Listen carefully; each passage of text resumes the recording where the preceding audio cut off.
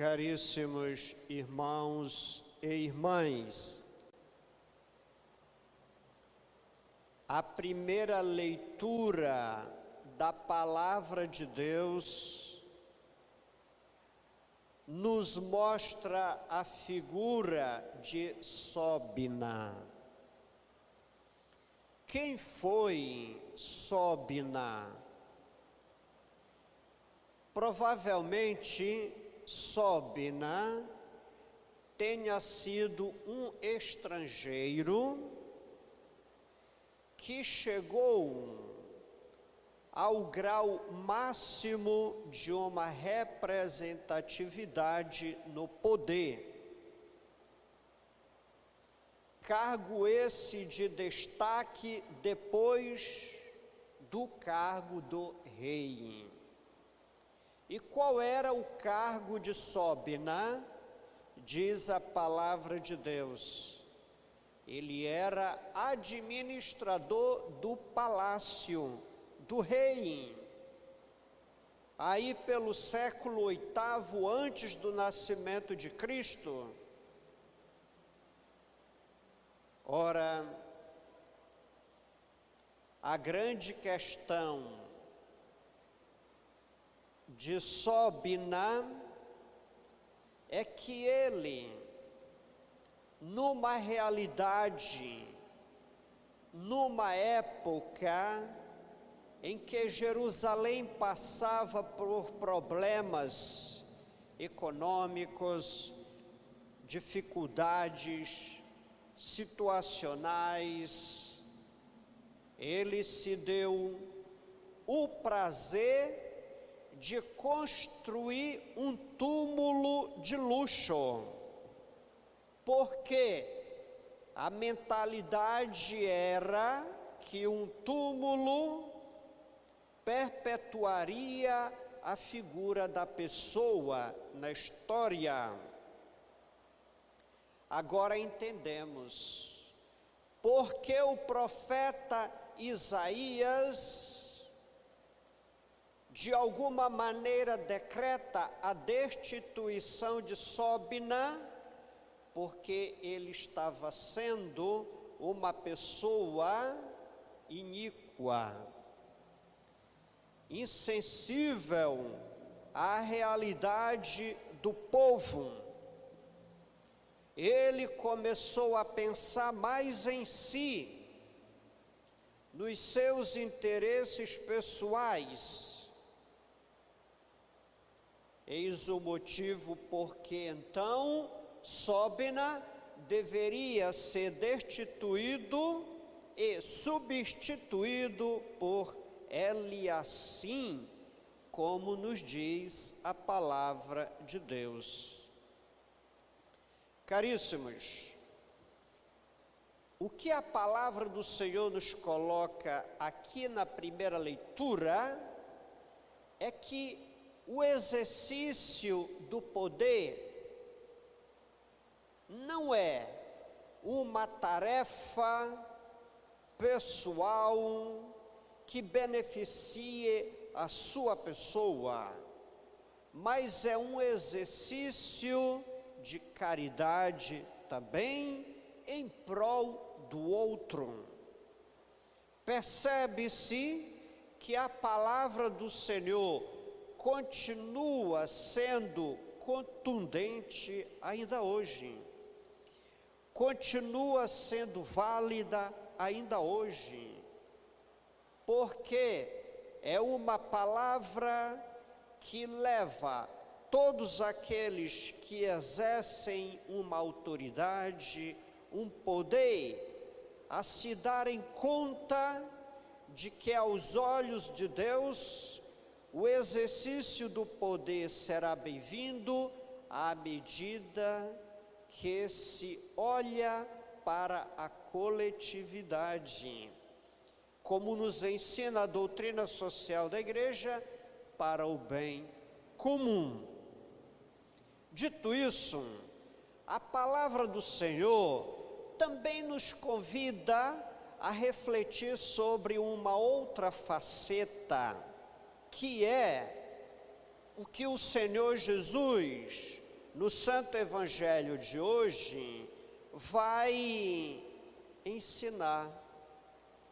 Ora, no Evangelho, Jesus pergunta para os discípulos o que as pessoas dizem que ele é. E o Evangelho nos mostra uma variedade de opiniões. Opiniões estas que vão desde que Jesus era João Batista, que era Elias, que era algum dos profetas. Certamente são todas respostas insatisfatórias para Jesus. Por isso, Jesus perguntou diretamente para os discípulos que o acompanhavam dia a dia, de um modo mais próximo: para vocês, quem eu sou? Pedro, como porta-voz, sempre responde: tu és o Messias, o Filho de Deus. Ora, com esta resposta, que é uma verdadeira profissão também de fé, Jesus vai elogiar a Pedro, dizendo-lhe que a sua resposta não foi fruto da mentalidade humana, não foi fruto da cabeça dele, mas veio do alto. Veio de Deus, veio do Pai, é fruto da revelação. Caríssimos, para nós não ficarmos nas ideias, vamos buscar meditar de uma maneira prática o que o Evangelho quer nos dizer. Primeiro, porque Jesus perguntou aos discípulos quem ele era. E Pedro deu uma resposta certeira, mas as opiniões Jesus as reprovou. A pergunta de Jesus continua sendo pertinente até hoje. Sabe por quê? Porque hoje, na sociedade, há muitos católicos, muitos cristãos, ao sabor do freguês,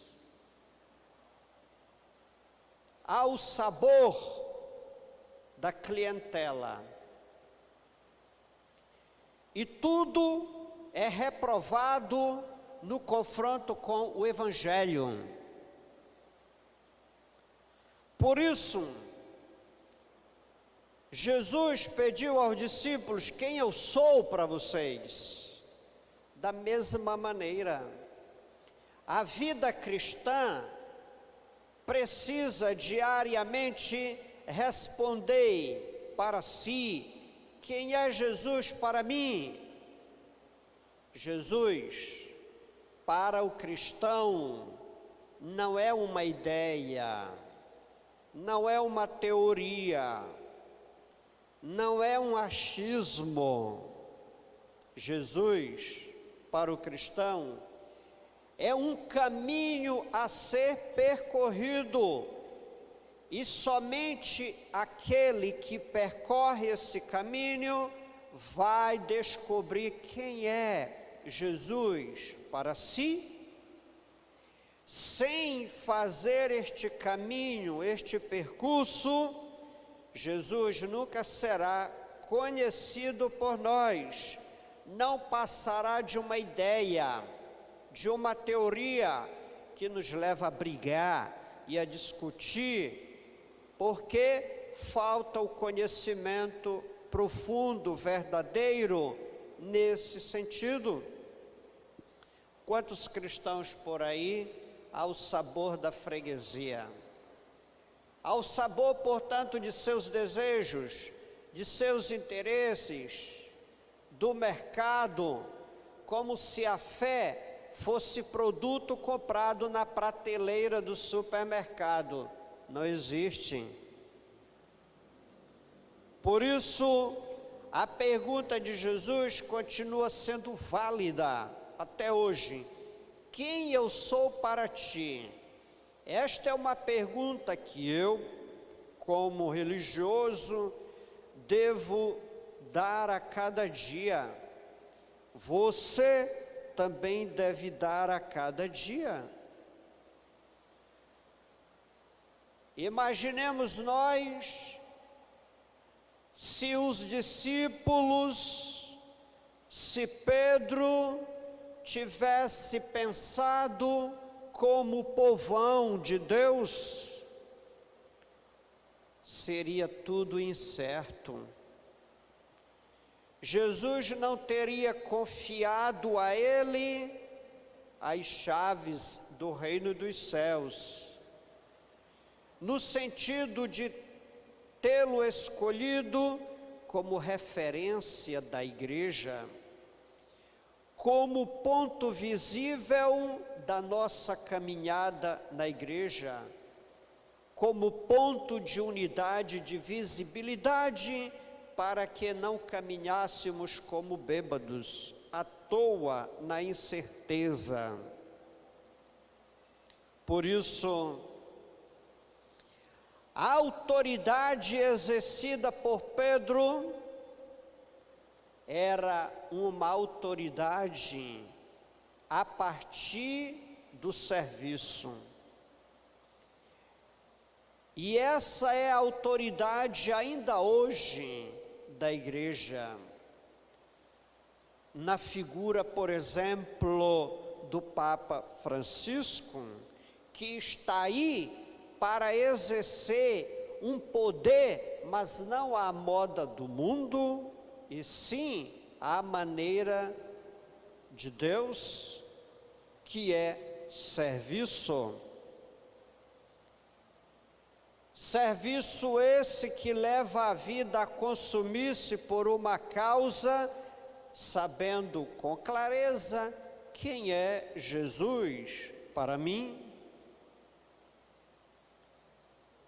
Esta pergunta é fundamental para que vivamos a nossa fé com intensidade, com fervor, para que vivamos a fé sem titubear, para que vivamos a fé na sua solidez, na sua precisão. Jesus não é uma espécie de tapa-buraco na vida do cristão.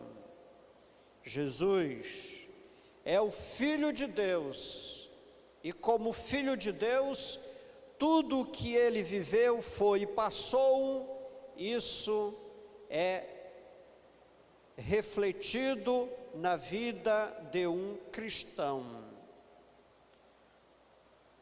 Por isso, Jesus para o cristão não é uma amenização, uma suavidade para os problemas, mas um significado para os problemas, o sentido para a vida, sentido esse que preenche o ser humano na sua plenitude, porque o mundo não é capaz de preencher o espírito humano na face da terra, somente o Senhor. Peçamos ao Senhor que nos ajude a cada dia na moção do Espírito Santo a darmos sempre esta resposta precisa: quem eu sou para ti? Esta é uma pergunta que precisa de uma resposta sempre clara, sem nenhuma confusão e mistura com as opiniões e ideias do mundo, porque Jesus não é uma resposta circunstancial, mas é uma resposta divina para as circunstâncias do mundo. E seja louvado nosso Senhor Jesus Cristo.